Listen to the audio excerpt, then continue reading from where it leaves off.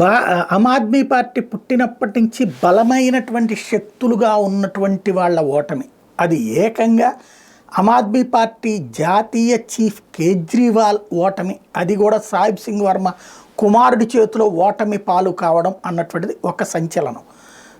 అక్కడ గెలుపోటములు దోబూచులాడినాయి. From the first round నుంచి కూడా ఒక రౌండు కేజ్రీవాల్, ఒక రౌండు వర్మది అన్నటువంటి కోణాలు. వాస్తవంగా ముఖ్యమంత్రి క్యాండిడేట్ మీదన ఇంకొక బలమైనటువంటి క్యాండిడేట్ని సాధారణంగా పెట్టరు.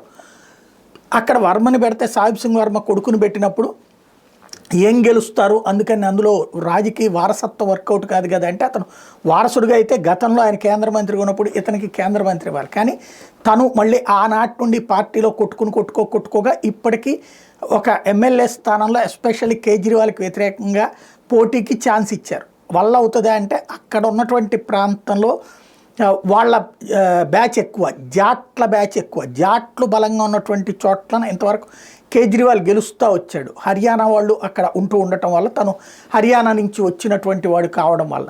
అయితే ఇప్పుడు సాహిబ్ సింగ్ వర్మ కొడుకుని అక్కడ పెట్టడం అన్నటువంటిది అతను ఘన విజయం సాధించడం అన్నటువంటిది ఒక కీలకం. ఎందుకంటే ఎన్ని ఓట్ల మెజార్టీ వచ్చినా ఢిల్లీలో కేజ్రీవాల్ మీద గెలవడం అంటే ఘన విజయం. అట్లాగే సిసోడియా ఉప ముఖ్యమంత్రి, వీళ్ళిద్దరూ కూడా జైలు పాలైనటువంటి వాళ్ళు, కేజ్రీవాల్, సిసోడియా. తను ఓటమి పాలవడం, సత్యేంద్ర జైన్ మద్యం లిక్కర్ కుంభకోణం దాంట్లో ఓటమి పాలవడం. ఎవరైతే మద్యం కుంభకోణం చేసి ఏమీ లేదని చెప్పారో వరుసబెట్టి వాళ్ళందరూ అపజయం పాలయ్యారు. అందులో ఉన్నటువంటి వాళ్ళందరినీ కళ్ళ ఎదురుగున్న మద్యం దుకాణాలని ప్రభుత్వం నుండి ప్రైవేట్ చేసేసి ఆ తర్వాత ఆ ఇష్యూ కుంభకోణంలో దర్యాప్తు ప్రారంభమయ్యాక మళ్ళీ ప్రభుత్వం వైపుకి తీసుకొచ్చి ఈలోపు వేల కోట్ల రూపాయలు తినేసి అది పంజాబ్కి, గోవాకి ఎన్నికలకి మార్చేసినటువంటి బ్యాచ్ అందరూ కూడా. దాంట్లో కేజ్రీవాల్ తనకు చేతికి మట్టి అంటకుండా సిసోడియా, సత్యేంద్ర జైన్ వీళ్ళందరితో కథ నడిపించాడు.